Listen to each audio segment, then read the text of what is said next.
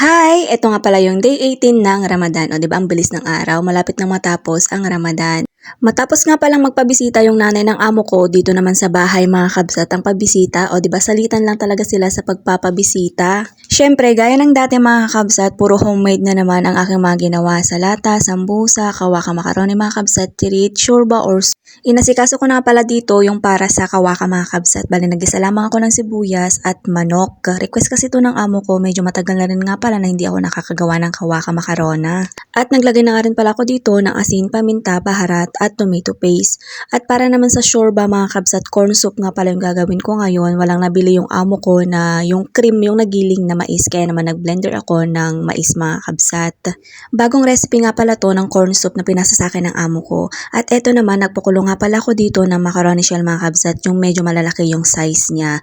At dito ko nga pala ilalagay yung nagisa kong manok dito sa loob ng macarona.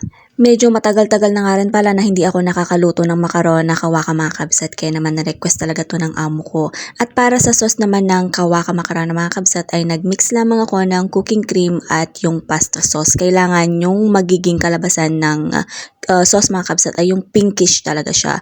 At para naman sa top niya mga kabsat naglagay lang ako dyan ng mozzarella cheese. At nagprito na nga rin pala ako dito ng kunafa para sa salad na gagawin ko mga kabsat. Ito na nga rin pala yung soup.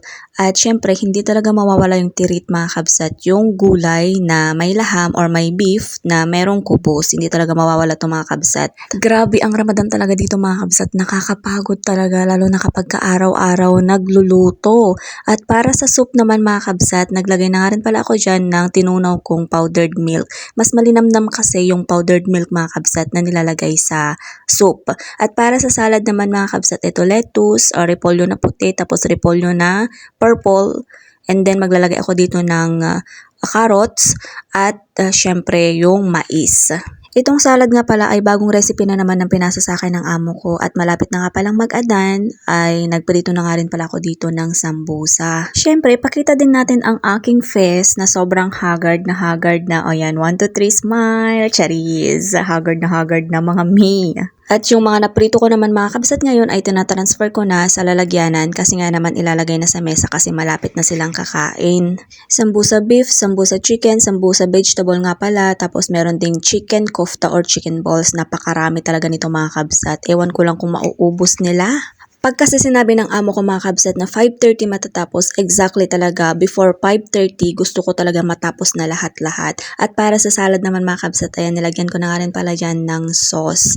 At yung toppings na kunafa na prinito ko. Ito na nga rin pala yung soup, nilagyan ko na nga rin pala dyan ng parsley. Ito naman mga kabsat, dala to ng bisita ng amo ko.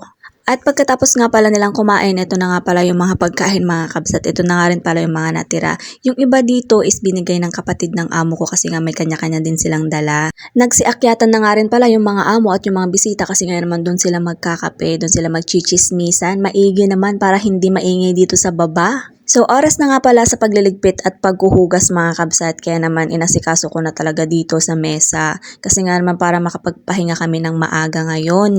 So yun lang mga kabsat ang ganap ng day 18 ng Ramadan. Thank you!